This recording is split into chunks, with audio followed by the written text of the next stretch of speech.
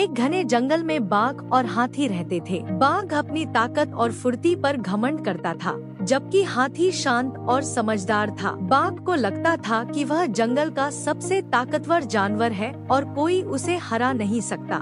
एक दिन बाघ ने हाथी को देखा और उसके पास जाकर कहा, अरे हाथी, तुम इतने बड़े और भारी हो, लगता है तुम केवल खाने और आराम करने के लिए बने हो। असली ताकत तो मेरे जैसी होती है, जो किसी को भी मात दे सकती है। हाथी ने शांतिपूर्वक कहा, ताकत केवल शरीर की नहीं बल्कि बुद्धि की भी होती है। बाघ ने ठहाका लगाते हुए कहा, बुद्धि से कुछ नहीं होता, असली ताकत मेरी तरह होती है। चलो एक मुकाबला करते हैं, अगर मैं जीत गया तो मान लोगे कि मैं सबसे ताकतवर हूँ।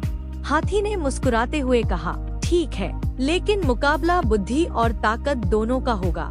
हाथी ने बाघ को एक पेड़ की ओर इशारा करते हुए कहा, देखो, इस पेड़ पर एक बड़ा शहद का छत्ता है, हमें इसे बिना छत्ते को नुकसान पहुँचाए नीचे लाना है।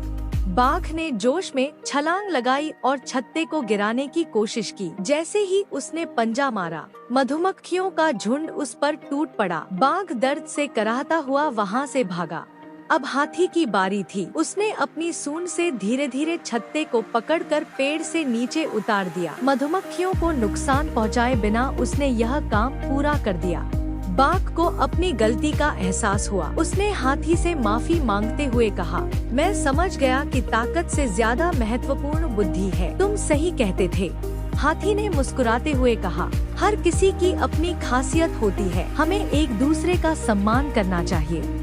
उस दिन के बाद बाघ ने अपनी घमंड छोड़ दी और दोनों अच्छे दोस्त बन गए। नैतिक शिक्षा, ताकत और बुद्धि दोनों का सही संतुलन होना चाहिए। घमंड किसी भी रिश्ते को खराब कर सकता है।